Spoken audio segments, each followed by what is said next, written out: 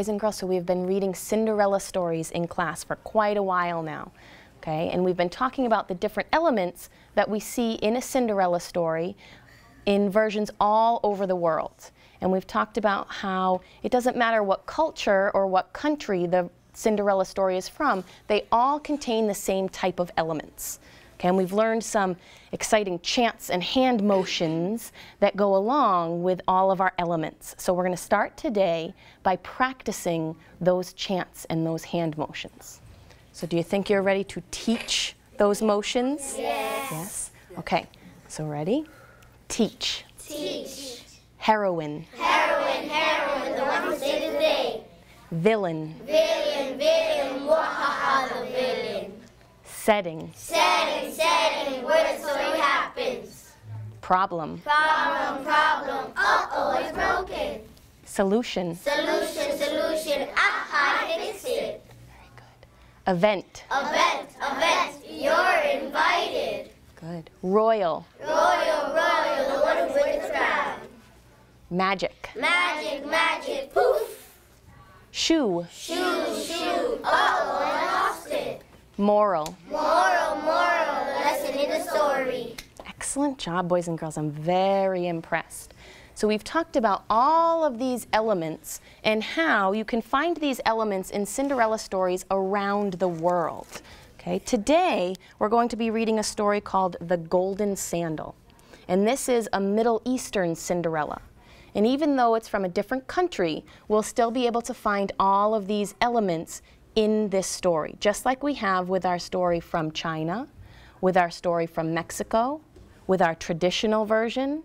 They all share those same elements. So as I'm reading our story today, I want you to be thinking about these different elements and do those motions when you hear me say each element. Think you can do that? Yes. I know you can. Okay, ready? The Golden Sandal, a Middle Eastern Cinderella story.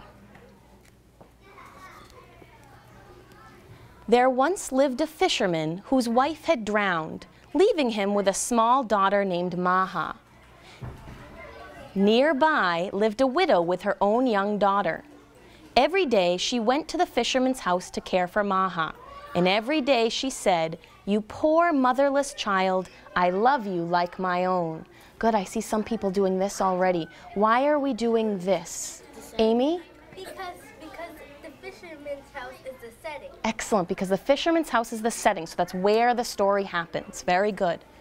"Father," begged the girl, "you should marry our good neighbor, so you won't have to cook your own food or mend your own clothes, and then I can have a mother and a sister." Her father stroked her hair. "Ah, little one, I shall never marry, for stepmothers are often too jealous of another's child." Right now I'm making a connection between that stepmother being jealous. We've seen that in a lot of our Cinderella stories so far. But Maha continued to beg, and by the fisherman and the neighbor were married.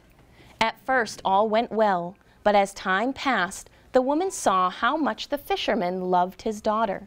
She saw how lovely and clever the girl was, and how pale and clumsy her own daughter seemed in comparison.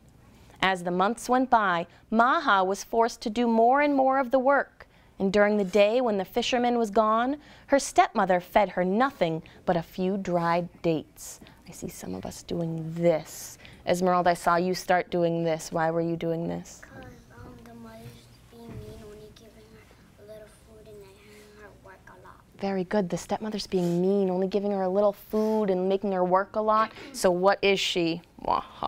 Arch, the villain. Very good. One day, as Maha was walking home with a basket of 3 catfish, which she'd been sent to fetch from her father's boat, she heard a voice. "Luckless child, have pity on another unfortunate. Spare my life." The frightened girl set the basket down and found a little red fish under the others. Full of wonder, she carried the fish back to the river. As she released it, the fish spoke again. And we're all doing this. Why are we doing this, William? The fish is magic, it's talking. Do you go down to the lake and hear a fish talking? No. No. No, probably not, right? We know that's the magic piece, the piece that doesn't really happen in real life, but that magic that we find in Cinderella stories. Allah says a kindness never goes unrewarded. Call for me anytime and ask what you will. So right now I'm kind of making a connection. This fish is almost like the fairy godmother. Very good. I want you to think as I read these pages about the stepmother. When her father returned home, he asked what had happened to the red fish. What? The stepmother scolded Maha. You didn't tell me there was another fish. You will have to go look for it. If you return without it, you'll be sorry. Right? Villain, right? Maha made her way hungry and frightened through the darkness to the river. Little fish, she called, please help me. I don't know what to do. The fish appeared at the water's edge. What is the trouble, my child? Stepmother is angry that I brought only 3 fish home. If I go back empty-handed, she'll be mad at me. Here, replied the fish, you will find a golden coin in my mouth. Give it to her and say you sold the fish. Right? I'm seeing lots of magic. That fish talking, giving her a golden coin, appearing in the water. Very good. The stepmother was pleased with the coin, but she loved her stepdaughter no better. Right. So think about the stepmother. Think about what type of character she is. About what she's doing to Maha and how she's acting and what that says about her character trait. I want you to turn to your partner, and I want you to tell your partner what type of a character is the stepmother. Go ahead and talk. Is evil because she keeps scolding Maha, and she's very jealous, and she doesn't like Maha. She only likes her daughters. So what do you think, Arch? She's a villain. Why do you say she's a villain?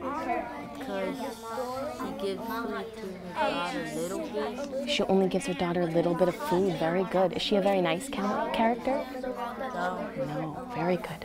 Okay. Class, class. Yes, yes. Class, class. Yes, yes.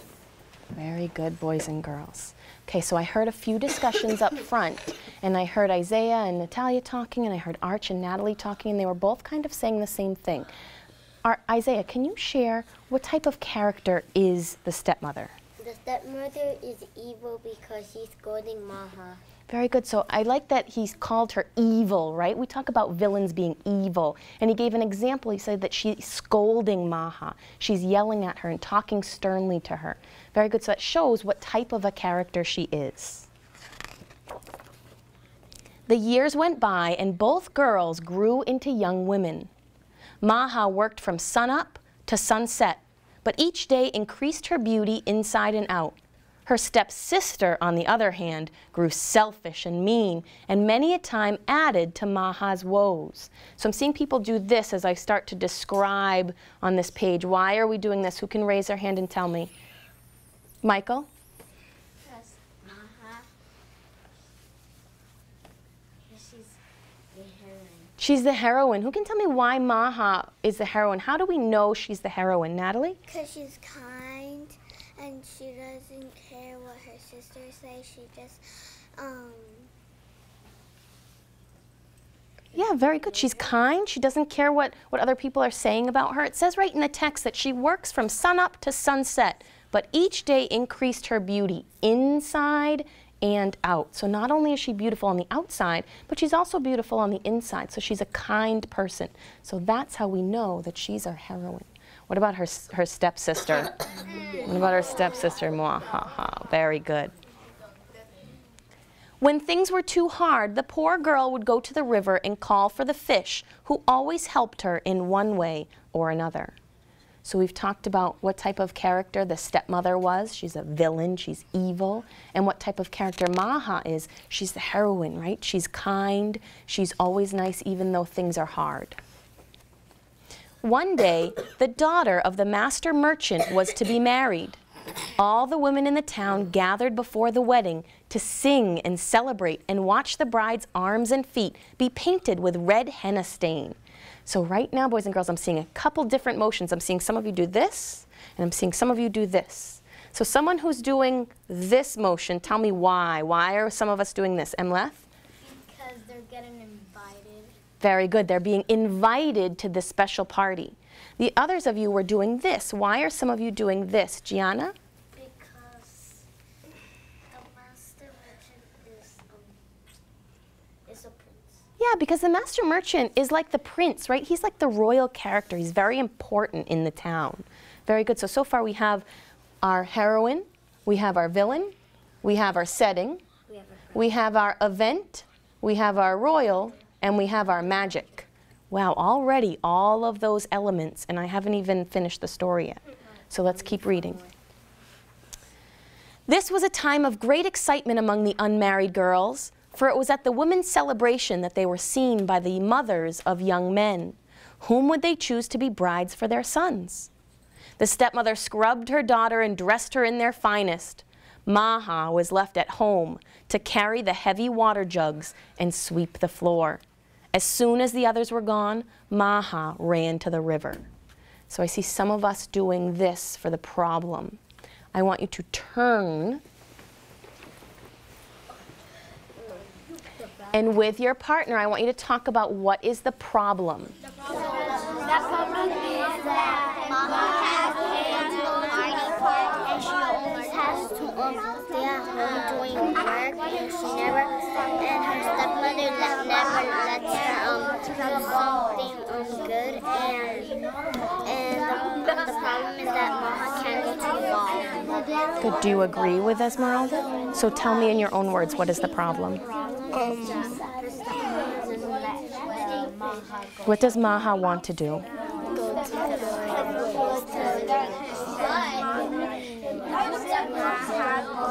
Go to the party, yeah. And can she go to the party? No, what does she have to do instead? Run to the Yeah, because she's stuck at home doing what? chores. Doing chores, very good. Excellent job, good work. Class, class. Yes, yes. Class, class. Yes, yes. Very good. Okay, so who can tell me in their own words, what is the problem? Eddie, what's the problem? That the stepmother is going to the wedding and Maha can't go. Very good. What does Maha have to do instead of go to the wedding? Gianna?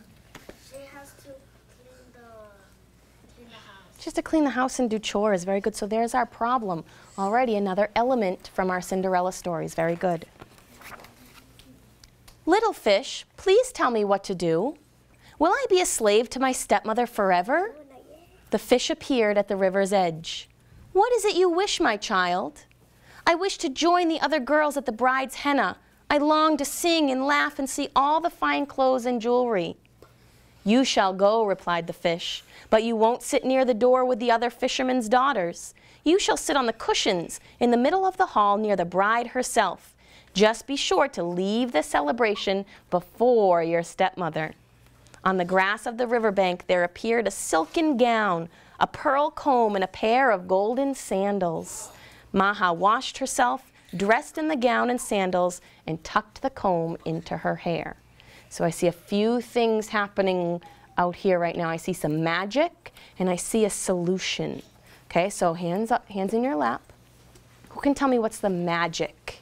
The magic. Isaiah? The fish, the magic is that the fish made like clothes and for Maha. Very good. The fish made all these clothes appear for Maha. Excellent. So that's magic. Can a fish really make clothes appear, Brandor? No. No. What about some of you were doing this to indicate a solution? Someone tell me, what is the solution here? Jaylene? The solution is that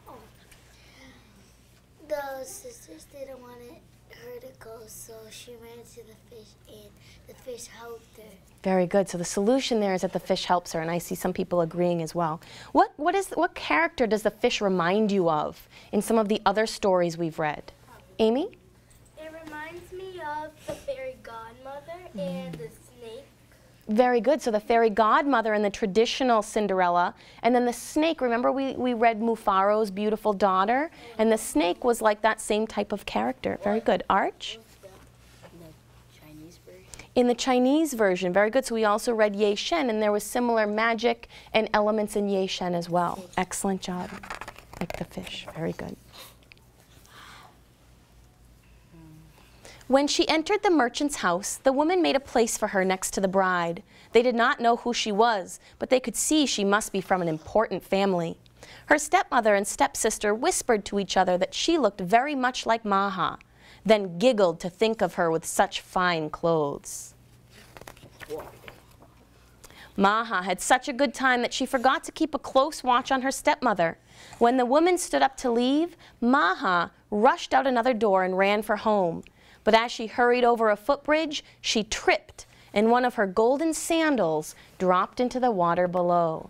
Right, I see you pointing to your shoe. Here's our, just like in Cinderella with the glass slipper, she loses her golden sandal. Very good, hands down. She picked herself up and ran on. When the stepmother and stepsister arrived, Maha, dressed once again in rags, was sweeping the doorstep. Several days after the wedding festivities, Tariq, the brother of the bride, went riding. He dismounted and led his horse to the riverbank for a drink. But each time the horse lowered his head to drink, he shied away and refused to touch the water. "What's the matter?" asked the young man. He bent down and saw something glittering in the morning sun. Reaching in, he pulled out a golden sandal. There was something so delicate, so beautiful about the little shoe that he longed to meet its owner. Amy? There's a red fish right there. Very good. So some of you are noticing, here's the fish right here. What do you think the fish did? Make a prediction. We don't know, but what do you think the fish might have done here? Armani? Nice and loud. What did you say, Armani? Gave the shoe to the prince, right? The sandal is floating around in the water. So I agree, Armani. I think the fish maybe kind of went over to the shoe and maybe pushed it along closer to Tariq so that he could see it. How many of you agree? Raise your hand if you agree. Good. Okay, hands down. Raise your hand if you think something different. William, you had your hand up? Yes. I think that the horse saw the shoe when he was about to reach in the water. And then the fish pushed it in to make Maha get married. Ah, very good. So William thinks that the fish, when he was taking a drink, saw the shoe first, and then the horse saw the shoe first, and the fish pushed the shoe along closer to the horse and closer to Tariq to make sure they would see it. And I see some of us are agreeing. Very good. Excellent. Okay, hands in your laps. That evening, he only ate a few bites of his meal. "What is troubling you, my son?" asked his mother. Tariq pulled the sandal from his robe. "As you often say, it is time for me to marry, and I wish to marry the owner of this sandal. But who is she?" His mother was pleased. "Don't worry, my son, I will find her." Who's kind of like the royal character here? Jovan? The master merchant's wife. The master merchant's wife, right? They're kind of all important people in the community, in the town. So the family of the master merchant, the father, the mother, and the son here, Tariq, are kind of like our royal characters. And the daughter as well who got married. Very good. The next day she went from house to house in the wealthy section of town. For surely the owner of such a sandal would live there. Perhaps it would even be the fine girl who came to her daughter's henna. She tried the sandal on each unmarried woman, but it fit none. So I'm making this connection back to some of our other Cinderella stories that we've read. The traditional Cinderella, where they go and try to fit the glass slipper on. And some of our other stories have the same type of description in the stories. The next day she visited other parts of the city with the same luck. On the third day she came to the fishermen's huts.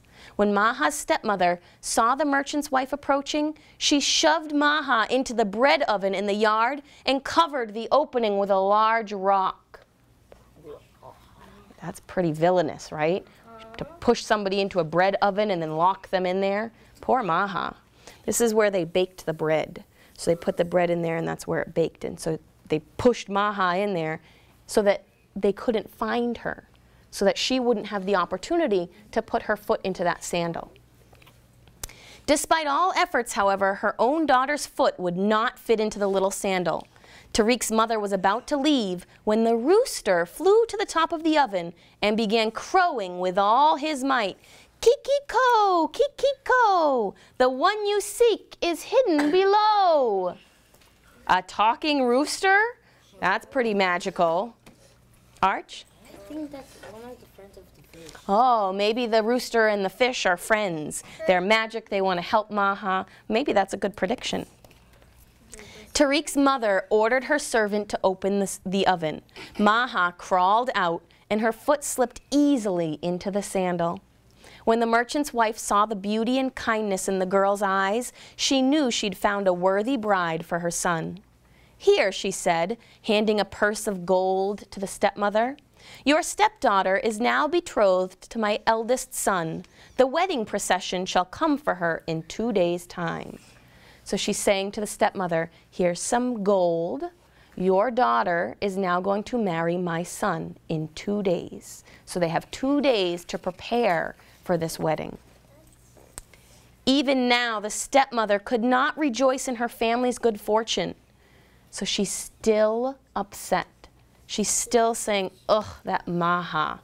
I don't want happiness for her. I only want happiness for my own daughter. She's very evil. We used that word before. That's a good way to describe her. Esmeralda? Can Dad help her? That's a good question. I'm not sure. The dad probably died. Maybe the dad doesn't know that all of this is happening, right? Because he's working, so he might not know. Okay. She went to the perfumer with some of the gold and asked him to make an oil which would smell as foul as rotting fish and cause hair to fall from her head. The night before the wedding, she held her breath and combed the foul potion through Maha's lovely dark hair. So she's trying to ruin her wedding, right? Very much like a villain. The next day, the procession came and carried the bride through the streets amid much singing and dancing. Tariq waited impatiently to sign the wedding contract so he could see his bride. When he at last lifted her veil, the scent of roses filled the room, and her hair was so beautiful he could not stop stroking it. Right? That perfume, that oil, was supposed to make her hair smell gross and make it fall out. What are we seeing in that picture? The fish. Very good. I'm going to show you. When Tariq's brother saw his happiness, he went to his mother and asked for Maha's sister. Once again, the stepmother was given a bag of gold and told to prepare for a wedding. So Tariq's brother says, wow, you look so happy. Your wife is so beautiful. I'd like to marry her sister. She must be beautiful too. The woman had heard of the oil's effects on Maha, so the night before the wedding, she combed the reeking mixture through her own daughter's hair. She thinks it's going to make it turn beautiful because that's what it did to Maha. The next day, the procession carried the girl through the streets. But this time, when the groom lifted the veil, he choked at the smell and saw that his bride's head was covered with blisters instead of hair. What happened? Right? Who do you think is responsible for that magic? The fish. The girl was taken back to her mother in disgrace. So the stepsister and the stepmother go back to the village and they feel ashamed, embarrassed, right? Because they were embarrassed in front of the whole community. As for Maha and Tariq, they were blessed with 7 children and lived their days in great joy and good fortune. And they lived Happily ever after. very good. So let's look at our elements. Was there a heroine? Yes. Was there a villain? Yes. Did we identify the setting? Yes. Was there a problem? Yes. Was there a solution? Yes. Was there an event? Yes. Were there some royal characters? Yes. Is there magic? Yes. A shoe? Yes. Yes. A moral? Yes. We haven't talked about the moral yet. So we identified all of these things. Let's think now about the moral. Okay, so take a minute, hands down, think. What's the moral or the lesson in the story? Turn and talk to your partner. What do you think is the moral?